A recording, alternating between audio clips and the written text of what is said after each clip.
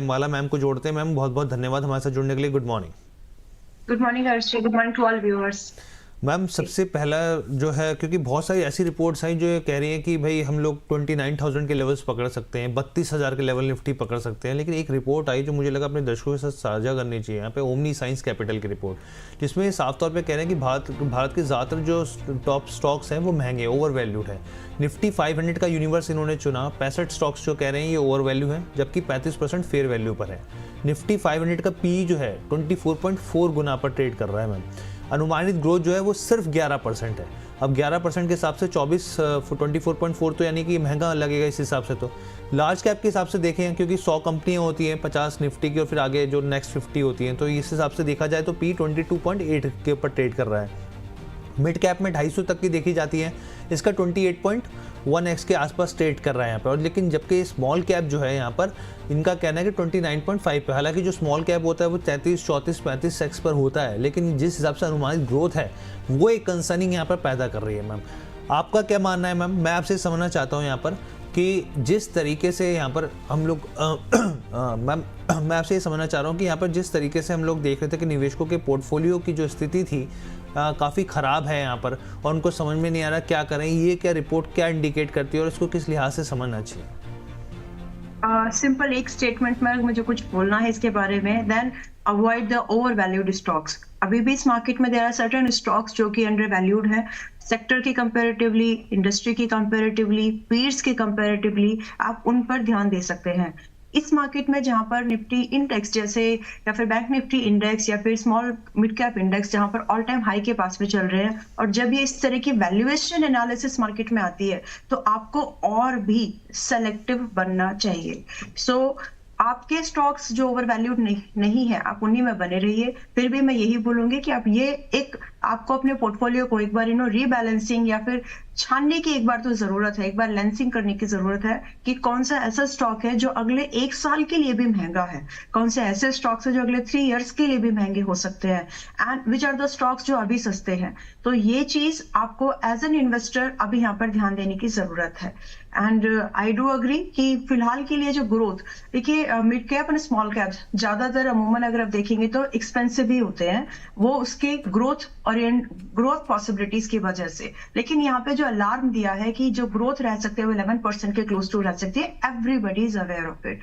मतलब ये जो ट्रेड डील्स का, जो ट्रेड टैरिफ का जो आने जो भी ये लगा है, it's like 9 month almost, close to 9 month, 6 month से ज्यादा हो चुके हैं। तो ये जो 2-3 क्वार्टर अभी जा रहे हैं, ये सबको पता है कि ये मार्केट के लिए स्लगिश होंगे, सबको इस चीज का अवेयरनेस है। तो इस कंडीशन में कुछ नया नहीं है। अब बड़ा झटका सिर्फ तब लग सकता है, अभी देखिए सबको ये मालूम है कि एसएमईज जो है, एमएसएमईज जो है, जो छोटी कंपनी जो एक्सपोर्ट करती थी, चाहे वो डिफरेंट सेक्टर की हो, उनकी कमर फिलहाल टूटी है और उसका असर पड़ेगा, नेगेटिव असर पड़ेगा। तो बाजार को मालूम है ये, और उसी तरह से उन स्टॉक्स को, उन कंपनीज को उन्होंने प्राइसिंग भी कर दी है। तो ठीक है, वैल्यूएशन ओवर लग रही है, लेकिन इसकी वजह से हम बहुत ज्यादा गिर जाएंगे, उस चीज से मैं थोड़ा सा अलग राय रख रही हूँ। उसका कारण ये है कि हमारे मार्केट में जो इनफ्लो है, मार्केट को सपोर्ट करने के लिए अपने इंडियन डोमेस्टिक मार्केट में पैसा आ रहा है थ्रू रिटेल्स है, थ्रू DIIs, जिसमें कि सिप्स का, म्यूचुअल फंड्स का बड़ा सपोर्ट रहेगा और ये आगे भी रहने वाला है। सो यस, FIIs का आउटफ्लो भी कंटिन्यू रहने वाला है, considering this reports, considering the market valuation. लेकिन मार्केट बहुत गिर जाएंगी नहीं, क्योंकि मार्केट में सपोर्ट करने के लिए retail participation through different hands बढ़ रहा है। जी मैम, तो ये तो बात चलिए क्लियर हो गई कि भाई गिरेगी नहीं मार्केट, लेकिन मैम पोर्टफोलियो तो निवेशकों के लाभ हैं, बहुत ये टेंशन तो है निवेशकों के मन में कि भाई क्या किया जाए, क्योंकि सिल्वर गोल्ड ने बहुत अच्छी कमाई करके दी, लेकिन जो पोर्टफोलियो है वो बेचारे जो है बुरा हाल है। अब ऐसे में क्योंकि हम लोग लगातार आपसे चर्चा करते रहते हैं, वो भी हम लोग जानेंगे कौन से स्टॉक्स है जो बेहतर हो सकते हैं, क्योंकि दर्शकों के भी बहुत सारे सवाल है यहाँ पर। तो मैम से हम लोग जानेंगे, एक यहाँ पे कामले जी का भी सवाल है कि मैम कोई ऐसे स्टॉक्स बताइए जो 6 महीने के लिए एक बेहतर विकल्प साबित हो, तो पूछेंगे हम लोग मैम से। लेकिन एक स्टॉक जो मार्केट पर जो आज खुलते ही रिएक्ट करता हुआ दिखेगा वो है कोफोर्ज का। कोफोर्ज को लेके खबर ये आई है, फंड जुटाने के प्रस्ताव पर विचार के लिए बोर्ड मीटिंग होती हुई दिखेगी यहाँ पे, और इस संबंध में कंपनी ने करीब आप देखिए बाजार बंद होने के बाद जो है वो जानकारी यहाँ पे साझा की थी यहाँ पे, और स्टॉक जो है आप यहाँ पे देखिए कि आज एनालिस्ट मीट भी है, और इस चीज को भी निवेशक ध्यान रखें क्योंकि एनालिस्ट मीट में बहुत सारी इंपॉर्टेंट जो है वो जानकारियां निकल कर आती हैं। और उसके बाद आप ये देखिए स्टॉक जो है पिछले 2 दिन में अच्छा खासा दबाव दिखा रहा है यहाँ पे। 18 महीने में दूसरा फंड रेजिंग जो है उसको लेकर स्थिति देखने को मिल रही है। मैम क्या करना चाहिए कोफोर्ज को लेकर, क्या सलाह रहेगी आपकी? कोफोर्ज में एंट्री करने के लिए जगह ढूंढिए but not at the right current price. It is at 11740 के क्लोज टू है ये अभी, 1737 के पास में ये अभी है। In my opinion, it is a good bet if we can buy it at 1500 close to. So 1500 के आसपास अगर हम इसको बाय करने के बारे में सोचे, आ जाएगा, वेट करेंगे तो ये प्राइस जल्दी मिल सकता है हमको। तो हम एक अच्छी एंट्री कोफोर्ज एक गुड क्वालिटी कंपनी में रख सकते हैं। और ये जो डेवलपमेंट से फंड जुटाने की जो कंपनी है कोशिश कर रही है, ये सारी इस चीज की तरफ इंडिकेशन दे रही है कि कुछ एक्सपेंशन हो रहा है, कुछ नए इन्वेस्टमेंट की अपॉर्चुनिटीज के लिए फंड्स जुटाए जा रहे हैं, राइट। तो आप भी उस दौड़ में, उस इंटेंशंस में अगर आप आना चाह रहे हो, डिस्काउंट पर आइए, करंट प्राइस पर नहीं। ठीक है मैम। पूजा जी हैं, कह रही है NACL के 100 शेयर्स ले रखे हैं इन्होंने 170 के भाव पर, कह रहे हैं होल्ड करें या एग्जिट करें। तो बेसिकली NACL तो एग्रो केमिकल कंपनी है, और अगर इसके भाव को हम लोग यहाँ पर देखें तो करीब यहाँ पर 167 रुपीज के आसपास ये स्टॉक है, और अभी इन्होंने 177 के भाव पे ले रखा है, यानी कि मैम नीचे तो है, यहाँ पर नुकसान झेल रही है। क्या सलाह रहेगी? अभी बड़ा गैप अप नहीं है यहाँ पे इस हिसाब से देखा जाए तो, लेकिन क्या सलाह रहेगी आपको? एग्रो स्टॉक्स पे थोड़ा सा फोकस रहना चाहिए फिलहाल के लिए। एंड जो भी इंडस्ट्रीज, ये प्रॉक्सी इन्वेस्टमेंट के थ्रू आएगा। अगर आप एग्रीकल्चरल स्टॉक्स पे, इंडस्ट्री पे ध्यान दे रहे हैं, तो ऐसी कंपनी जो कि एग्रो केमिकल प्रोडक्ट्स या फिर केमिकल्स बनाती है, तो वो आपके लिए एक एक प्रॉक्सी इन्वेस्टमेंट है। Now you got to track this company's report कि किस तरह के इसके जो बैलेंस शीट्स है उसको जरूर स्टडी करना अगर आप इन्वेस्टमेंट के थ्रू इसमें जाना चाहते हैं। नाउ NACL इंडिया जो अभी 168 पर है, इन माई ओपिनियन ये एक अपसाइड का मूवमेंट को कंटिन्यू करेगा after a small pull back. अब क्योंकि हाई बीटा स्टॉक है, ये मैंने इसलिए बोला है कि फरवरी मार्च की अगर मैं बात करूं तो अभी अभी हम दिसंबर में आ गए हैं, 40 रुपए का स्टॉक 300 रुपए के क्लोज टू चला गया है। इसका मतलब हम सिंपल सा ये समझ सकते हैं कि इसमें बहुत ज्यादा वोलेटिलिटी एंड बीटा अल्फा यानी प्रॉफिट वोलेटिलिटी सब इसमें ज्यादा रहता है, और उस हिसाब से इसमें रिस्क भी है। तो करंट प्राइस पर मेरी ओपिनियन ये है कि आप इसको थोड़ा बहुत एवरेज 150 के आसपास, और 168 है, अगर ये 150 आता है then you can think of something adding in this, because इसके बाद जो यहाँ से टारगेट की पॉसिबिलिटीज बन रही है, it is very close to 220 से लेकर के 275 आराम से अचीवेबल टारगेट्स लगते हैं। और ये अगर आप 6 महीने का समय लेकर चले तो आपको एक पीसफुली ये मूवमेंट मिल सकता है। I would like to suggest a stop loss जो कि हम यहाँ पर 130 पर मेंटेन करके चलेंगे एवरेज। या तो आप इसमें एडिशन करें तो भी 130, और अगर आप एडिशन ना भी करें तो भी 130 का स्टॉप लॉस लेकर के चलना चाहिए क्योंकि टारगेट बड़े हैं। ठीक है मैम। मैम एक देव कुमार जी का सवाल है, तो और इस समय देखिए टॉक ऑफ द टाउन भी है ये खबर, लगातार हम लोग देख ही रहे हैं जिस तरीके से कमोडिटीज में एक अच्छी खासी यहाँ पर तेजी देखने को मिल रही है। और मेरे सवाल ना सिर्फ मैम कॉपर को लेकर, हिंदुस्तान कॉपर को लेकर, बल्कि हिंदुस्तान जिंक को लेकर भी है। सिल्वर नए हाई लगा रही है, कॉपर जो है हम लोग देख रहे हैं कि नया गोल्ड कहा जा रहा है, यहाँ पर एक अच्छी खासी तेजी इसमें भी देखने को मिली है। लेकिन सबसे इंटरेस्टिंग चीज यहाँ पे ये भी रही है कि आप देखिए हिंदुस्तान कॉपर में LIC ने प्रॉफिट बुकिंग करी है मैम, और पिछले आप ये देखिए पिछले अगर मैं देख रहा डाटा उठा के यहाँ पर, तो उसमें करीब 2% जो है अपनी हिस्सेदारी घटाई है LIC ने। आपका क्या मानना है कि इन दोनों स्टॉक्स में भी क्या LIC की तरह ही, क्योंकि बड़ा DII है, निवेशकों को यहाँ पे प्रॉफिट बुक करना चाहिए, यहाँ पे काफी ऊपर रेंज तक जा गया है, या फिर अभी भी इसमें और संभावना दिख रही है आपको? 1 साल के नजरिए से अभी भी संभावना है, लेकिन स्ट्रैटेजी ये है कि अगर करंट प्राइस पर आप एंट्री कर रहे हैं तो आपको 10 से 15% के एडिशन की कंडीशन रखनी चाहिए अपने साथ में, या फिर आप अगर 10 से 15% गिरे, जो कि लाइकली है, एक हेल्दी पुलबैक अगर आता है तो आपको उसमें एडिशन करने की गुंजाइश आपके पास में रख लेनी चाहिए। अब Hind zinc is very likely, मैं अगर हिंद कॉपर बोलूं तो हिंद कॉपर अभी भी शायद 450 पहले हिट करे, उसके बाद पुलबैक को चेज करे, but Hind zinc is like 640 के पास में चला गया है। तो यहाँ से आप थोड़ा बहुत वेट करके अगर एंट्री लें, आराम से रुकिए, ऐसा कोई एक साल का जब नजरिया है तो एंट्री अच्छी करने की कोशिश करिए, आ जाएगी अच्छी एंट्री। तो हिंद जिंक में in my opinion something like अगर आपको 580 570 मिले इट इज बेटर। बट अगर मैं हिंद कॉपर की अभी भी बात करूं तो it is like stay invested. अभी भी इस स्टॉक में कुछ भी एक साल के नजरिए अगर आपका है तो अभी भी यहाँ से 10-12% से लेकर के अप टू 30% की मूवमेंट पेंडिंग है। एंड अगर मैं ओवरऑल बात करूं तो अब डिपेंड करता है कि आप थोड़ा सा अभी अगर एंट्री ले रहे हैं तो आपको अपने पोर्ट स्टॉक को लेने के बाद आपको फिर वो पुल बैक देखना पड़ेगा। So rather you should wait for some time. कुछ हफ्तों में कुछ दिनों में नई एंट्रीज ट्रिगर हो सकती हैं, उसको मैं आप चाहे तो दोबारा एंट्री बना सकते हैं। Stock 1 year down the line वो अच्छे हैं।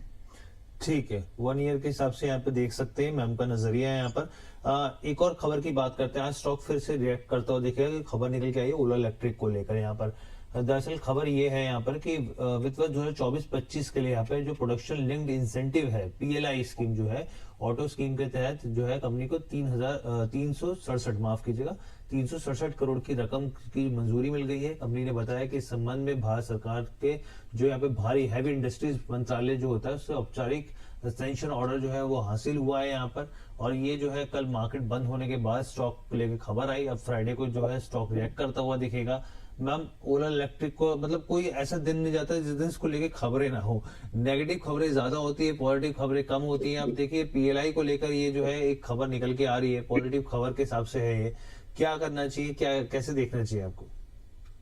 मैं इसको देख चुकी हूँ मेरी नजर से, और उसके वजह से एक स्ट्रेटेजिकली एक इन्वेस्टमेंट के लिए हमने मैं let me tell you the date 19 दिसंबर को अपने मेंबर्स को एक ट्रेड कॉल ट्रेड, एक शॉर्ट टर्म इन्वेस्टमेंट से लेकर के मिड टर्म इन्वेस्टमेंट का इनिशिएट करवाया है मेंबर्स को, जिसमें कि एक स्ट्रेटेजिकली मूव हम लोगों ने एनकैश करने की कोशिश की है। 34 पर बाय किया था और हम रेडी हैं कि अगर 27 रुपए तक बाय चांस आ जाए तो हम थोड़ा बहुत एडिशन कर पाएंगे। ये व्यू के साथ में इसमें 19 तारीख को अपने मेंबर्स को हमने बाइंग रेटिंग दी है। साथ में जो टारगेट्स मैंने उनको शेयर किए हैं वो 41 रुपीज से लेकर के 65 के टारगेट है, शॉर्ट टर्म से मिड टर्म के। So we have well planned it. अभी सिमिलर व्यू अगर कोई चाहे, क्योंकि मेंबर्स के पास ये ट्रेड पहले जा चुका है, तो with in the SEBI guidelines keeping that, तो अगर आप इसको कंसिडर करना चाह रहे हैं, मेरा व्यू तो यही है।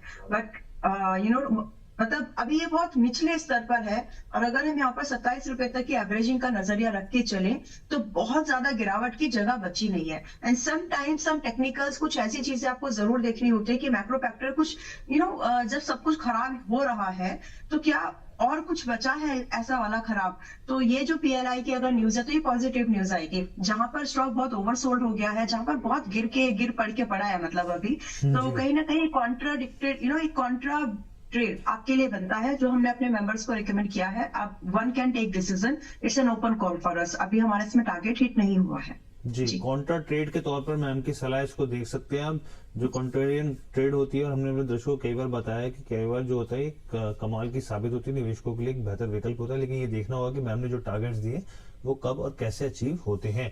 अब लेंस कार्ड की भी बात कर लेते हैं मैम, इसको लेकर भी एक खबर आई है। खबर ये है कि जो कंपनी है उन्होंने जो ऑप्टिकल मशीनरी स्टार्टअप है उसमें स्टेक खरीदा है। यहाँ पर दक्षिण कोरिया बेस्ड कंपनी है बेसिकली यहाँ पर, और आई नीर कॉप लिमिटेड जो है उसमें 29.24% की जो है हिस्सेदारी हासिल करेगी कंपनी। KRW के हिसाब से अगर आप यहाँ पे देखें तो ये जो करीब यहाँ पे 3 बिलियन यानी कि 186 यहाँ पे करीब 18-18.5 करोड़ से आसपास से ज्यादा की बल्कि निवेश की यहाँ पे मंजूरी दी गई है यहाँ पे।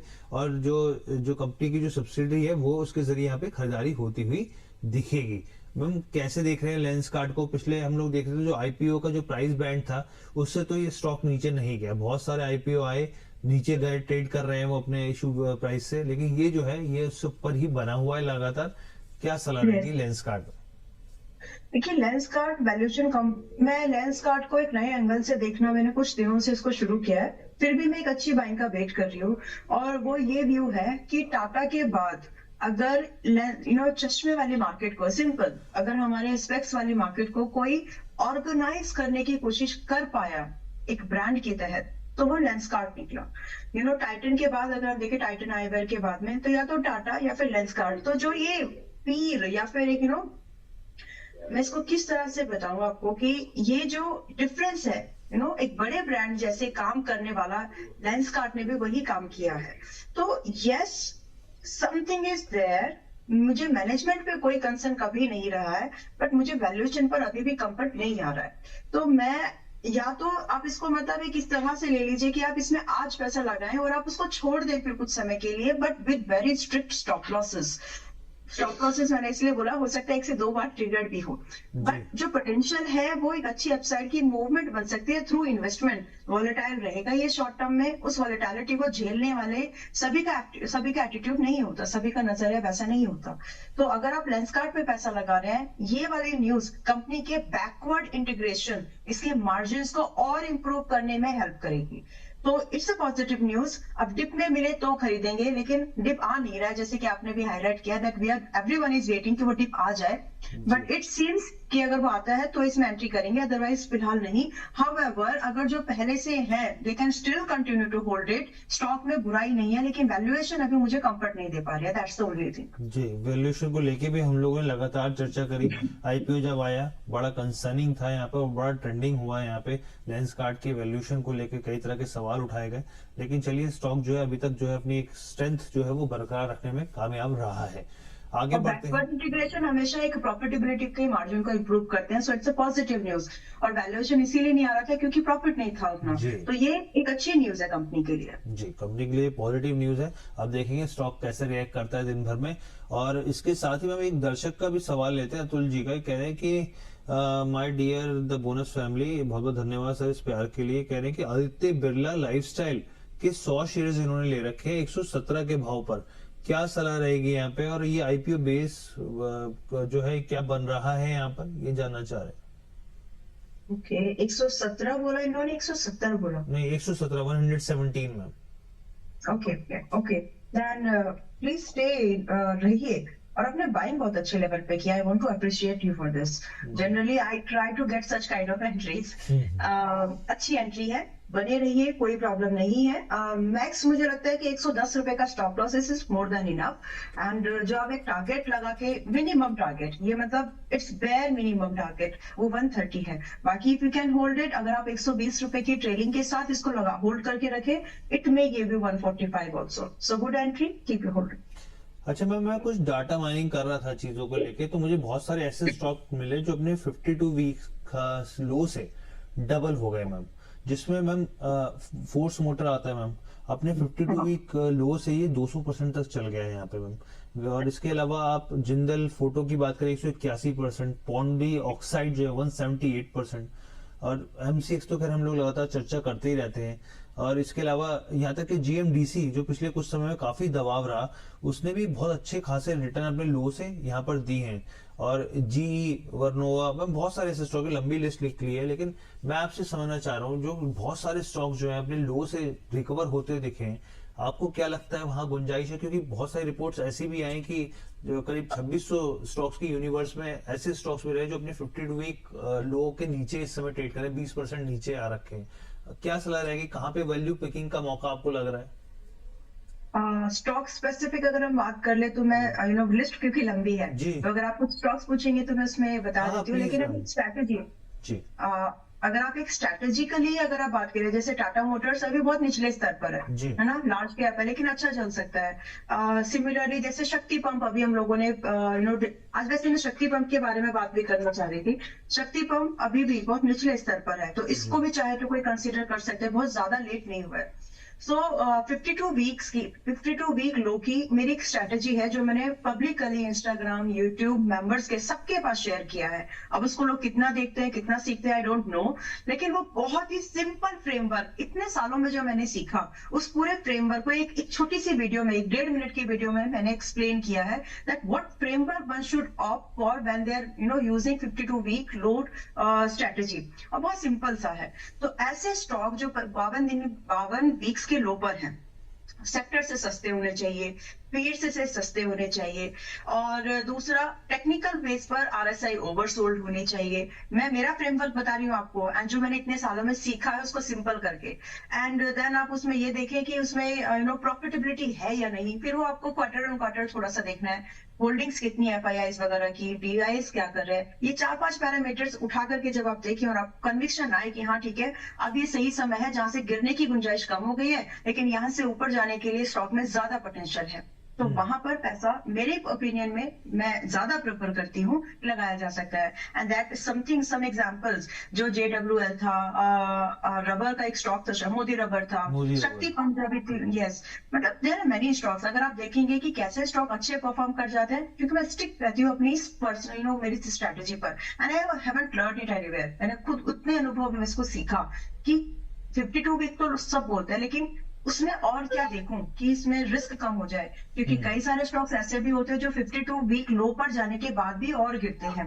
तो उस गिरावट में आप ना फंसे, कम स्टॉक्स आप ज्यादा उठा सके, एक अच्छा फिल्टरेशन वहां पर जी। मिल सके। I am remindering one more good example, Sona BMW, Sona BLW, and then Axis Bank. I mean बहुत अच्छे एग्जांपल्स हैं मेरे पास में उसके। यस। जी बिल्कुल। और देखिए मैम ने बहुत इम्पोर्टेंट चीज कही, और पूछने की वजह भी यहाँ पर यही थी कि बहुत सारे ऐसे स्टॉक हैं जो अपने लो पर हैं, करेक्ट हो चुके हैं, कई स्टॉक बहुत चढ़ चुके हैं यहाँ पर। क्या, क्योंकि वैल्यू पिकिंग जो होती है वही आपका पैसा बनाती है, सही समय पे सही खरीदारी जो होती है वो आपको आगे ले जाती है, आपके पोर्टफोलियो को बढ़ाती है यहाँ पर। और जैसे मैम ने शक्ति पंप्स की बात की, आप हम अपने दर्शकों को बता दें, यहाँ से 4 दिन पहले भी मैं बात कर रहा था शक्ति पंप्स के ऊपर, ओसवाल पंप्स के ऊपर, रोटो पंप्स के ऊपर, कि आप देखिए इन स्टॉक्स में काफी ज्यादा गिरावट आई है। और हमने मैम से पूछा भी था ये बात कि क्या ये मौका है यहाँ पे खरीदारी का, क्योंकि अपने काफी नीचे आ चुके हैं ये लेवल से। तो समय समय पर हम लोग आपको अपडेट करते रहते हैं कि भाई क्या स्थिति दिख रही है मार्केट में और क्या ये मौका बनता है नहीं बनता है। अच्छा मैम, तो आप अपने ये तो बता दिया कि पैरामीटर्स क्या है, कैसे फिल्टर करना है। अब इस फिल्टर से निकाला क्या मैम, आपने मंथन करके क्या निकल के आया मैम, कौन से देखिए, स्टॉक्स? कुछ स्टॉक्स अभी 52 वीक से थोड़े से ऊपर आए हैं, बट जी स्टिल पोटेंशियल, क्योंकि जब हम एक साल का, जी 52 का मतलब होता है आप एक साल के नजरिए कम से कम लेके चलेंगे, तो एक साल के नजरिए से अगर मैं देखूं तो उन स्टॉक्स में बहुत पोटेंशियल अभी भी बाकी है। वन स्टॉक इज शक्ति पंप, जो मैंने लास्ट वीक में भी बात की थी, अभी नीचे के थोड़ा सा कूल ऑफ हुआ है, 740 के आसपास है, and targets are 800 to 900, then 1000 1 year के व्यू के अगर लेके चले तो। देन वी हैव KSB, आप KSB को भी देखिए। आई मीन KSB भी अभी बहुत ज्यादा चढ़ा नहीं है, ये एक सेक्टोरियल, एक इंडस्ट्री स्पेसिफिक इन्वेस्टमेंट की नजर से अगर आप देखेंगे तो ये भी आपको कहीं ना कहीं आज के डेट में थोड़ा ऊपर चला है, लेकिन अभी इसमें जगह बची हुई है। सो KSB को भी अगर आपको, हालांकि मेरा दिया हुआ टारगेट एक हिट हुआ, बट मैं फिर भी यही चाहूंगी कि अगर आपको 750 तक मिल जाए, तो इसमें जो पोटेंशियल अभी है वो 850 ऑनवर्ड्स अप टू 1000 की है एक साल के नजरिए से। तो अभी इन स्टॉक्स को देख सकते हैं। Second stock is Tina rubber. Tina rubber अभी चला नहीं एक्सक्यूज मी। टीना रबर अगर आप देखेंगे तो मतलब टेक्निकली, सेंटीमेंट, बहुत सारी चीजों को लेकर के एक अच्छी वैल्यू आपको मिल रही है इस स्टॉक में। एंड अभी ये 808 पर है, कल के सेशन में जब क्लोजिंग मिली, एंड क्लोज टू 880 से लेकर के आई मीन 1040 तक एक बड़ा जंप टारगेट के थ्रू आपको इसमें मिल सकता है। So it's a very good percentage that one can chess for. Stop loss की बात करूं तो स्टॉप लॉस आप 740 पर लगा करके चले, क्योंकि आपके टारगेट एंड आपको एक अच्छा फेवरेबल रिस्क रिवॉर्ड फिर भी बना रहेगा। ठीक है, एक अच्छा रिस्क रिवॉर्ड यहाँ पर बना रहेगा, मैम ने यहाँ पे क्लैरिटी दे दी। अब हम लोग बात कर लेते हैं यहाँ पे कैस्ट्रॉल इंडिया की। देखिए कैस्ट्रॉल इंडिया को लेके बैक टू बैक खबर आ रही है। एक खबर ये निकल के आई जो हमने दर्शकों को पहले भी बताई थी कि ब्रिटिश पेट्रोलियम जो BP है वो उसकी ओर से जो कैस्ट्रॉल में करीब 65% हिस्सेदारी बेचने की खबर निकल के आई। दूसरी खबर हम लोग बताते हैं यहाँ पे जिससे स्टॉक जो है रिएक्ट करता है। देखिए 26% हिस्सेदारी खरीदने की तैयारी हो रही है यहाँ पे मोशन JV कंपनी लिमाइट की तरफ से। यहाँ पर 26% इक्विटी हिस्सेदारी खरीदने के लिए ओपन फॉर ऑफर दिया गया है। यहाँ पर स्टोन पीक और Canada pension plan investment board के साथ ये मिलकर ऑफर दिया गया है 25.71 करोड़ इक्विटी शेयर्स का 194 रुपीज प्रति शेयर के भाव की कीमत पर। तो पहले तो देखिए ब्रिटिश पेट्रोलियम जो है उसने यहाँ पर 65% हिस्सेदारी को बेचने को लेकर तमाम तरह की खबरें आई है, और अब इसको लेकर यहाँ पर जो स्टोन पीक को लेकर खबर आ रही है ये एक इंपॉर्टेंट हो जाती है और स्टॉक इसी हिसाब से यहाँ पर रिएक्ट करता हुआ दिखेगा। मैम क्या सलाह रहेगी आपकी, क्या आपको लग रहा है मौके हैं यहाँ पर? यस एंड अवॉइड ना करें। और बहुत ज्यादा अभी मैं 2 एग्जांपल आपको फिर से देने वाली हूँ। जी। कैस्टर इंडिया की बात करेंगे जो कि अभी 190 के आसपास में है। जी। इसमें आप अंधाधुंध बाइंग ना करें, पहली बात वो इसलिए क्योंकि अभी फिलहाल ये बीच में है कहीं पर। इट इज लाइकली कि अभी ये हो सकता है, मैं हो सकता है वर्ड यूज कर रही हूँ, आ ही जाएगा ऐसा नहीं बोल रही हूँ मैं, but there is a little probability for that. तो अगर ये 175 पर आ जाए, be mentally and financially available कि आपको इसमें थोड़ा सा और इंड्यूस करना पड़े पैसा। 1 साल का अगर आप नजरिया लेकर के चल पाए तो आपको आराम से यहाँ पे 220 रुपए से लेकर के, इन माय ओपिनियन, अगर मैं इसको ठीक देख पा रही हूँ, तो कम से कम 280 रुपए तक का टारगेट ये आपको दे पाएगा। So try to make your average price close to 185 का एवरेज प्राइस करने की कोशिश करिए। करंट मार्केट में अगर ये खुल रहा है तो खरीदिए, लेकिन 175 के पास थोड़ा एडिशन करना पड़ सकता है, उसके लिए तैयार रहिएगा। रही बात स्टॉप लॉस, 160 रुपए का stop loss to chase 220 and 280, it's more than enough and it very likely कि ये हिट भी ना हो, प्रोबेबिलिटी वैसी दिख रही है। नाउ ये 52 वीक लो के आसपास ही है, तो यहाँ पर प्रोबेबिलिटी परसेंटेज अगर आप ये काउंटर ट्रेड लगाते हैं तो आपको और अच्छा यहाँ पर मिल सकती है। नाउ एक एग्जांपल मैं 52 वीक लो का जो मैंने ट्रेड आप लोगों को दिया था, आईटी के बारे में उससे मैं कोई बात नहीं कर रहा था, राइट। और मैं सितंबर मंथ से ही मैं बार बार बोल रही थी कि आईटी मीडिया कुछ ऐसे सेक्टर्स हैं जो अच्छा परफॉर्म करेंगे अभी। उसमें बहुत सारे स्टॉक्स दिए थे जैसे टीसीएस, विप्रो, परसिस्टेंट। अब विप्रो को देखिए, विप्रो का 52 वीक लो था लगभग 228 230 का, और कुछ ही समय में 3 महीने के अंदर में इसने 272 का, विप्रो जैसा स्टॉक में 272 का हाई बनाकर क्या है। मैं इसलिए बोल रही हूँ क्योंकि बड़ी कंपनी है। तो आप अपने सेटअप को पहचान कर, अगर आप स्टॉक्स को पहचान कर काम कर पाए तो ये स्ट्रैटेजी आपके लिए काम कर सकती है।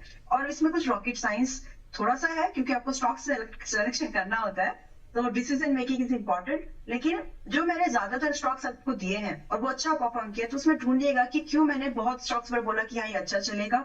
कई स्टॉक्स में मैंने बोला जैसे स्टेट बैंक ऑफ इंडिया में अभी 1000 के आसपास आने के बाद आई एम लाइक कि थोड़ा वेट करते हैं क्योंकि उतनी उसमें पोटेंशियल अभी बची नहीं है, तो रिवर्सल के लिए आई एम वेटिंग फॉर। तो स्ट्रैटेजी अगर आप जो आपने आज एक अच्छा बात उठाई है, मुझे लगता है कि one should focus on that. ठीक है मैम, आखिरी सवाल मेरा, शॉर्ट टर्म के लिहाज से कोई स्टॉक आपको जो पसंद आ रहे हो यहाँ पे इंटरडे के हिसाब से, या फिर भी है, शक्ति ट्रेडिंग है, टीना रबर्स है, तीनों ही शॉर्ट टर्म से मिड टर्म, मतलब आप मान के चले कि आपको लगभग 2 महीने से 3 महीने का, 4 महीने का समय देना पड़ सकता है, बट ये अच्छे परफॉर्मेंस की एक्सपेक्टेशन है मेरी नजर में। और स्टॉप लॉस टारगेट तो I think we have already discussed. Tina रबड़ बताया आपने, शक्ति पंप बताया एंड केएसबी। मैम ये आपको 3 स्टॉक लगते हैं जो शॉर्ट टर्म के हिसाब से और मिड टर्म के हिसाब से देखा जा सकते हैं, यहाँ पे 1.5 से 2 महीने का नजरिया रखा जा सकता है यहाँ पर। 1.5 से 4 महीने, 1 महीने के मैक्सिमम 4 महीने तक, 4 महीने तक यहाँ पर नजर रखा जा सकता है। ठीक है ma'am, thank you so much ma'am, आप हमारे साथ जुड़े, कीमती जानकारी आपने हमारे दर्शकों के सामने रखी। और मैम जाने से पहले डिस्क्लेमर प्लीज शेयर कर दीजिए। यस, जैसे आज ओला का नाम आया तो ओला इलेक्ट्रिक में एक स्ट्रेटेजिकल इन्वेस्टमेंट थीम के थ्रू हमने अपने मेंबर्स को इन्वेस्टमेंट एक ट्रेड दे दिया है। उसका टारगेट नहीं हुआ है, इसीलिए मैंने उसको दोबारा रिपीट किया है कि पहले वो मेंबर्स के पास है, देन आज हम उसको दोबारा एक बार डिस्कस कर रहे हैं। So that's an disclosure. बाकी as far as is my portfolio concern, कोई भी ऐसा स्टॉक नहीं था जो एज ऑन डेट में मेरे पोर्टफोलियो में होल्ड करके रखा है और मेरे यूजर्स में रिकमेंडेशन के तौर पर बात निकली है। Rest is trading and investment market subject risk, everyone should understand the involve risk. Her business की तरह इसमें भी रिस्क है, इसमें थोड़ा ज्यादा है, तो समझ के काम करिए ताकि आप एक इन्फॉर्म डिसीजन ले अपने पैसे के बारे में। Thank you so much. Thank you so much ma'am, बहुत बहुत धन्यवाद हमारे साथ जुड़ने के लिए। प्रतिभूति बाजार में निवेश बाजार जोखिमों के अधीन है। निवेश करने से पहले सभी संबंधित दस्तावेजों को ध्यान से पढ़ें।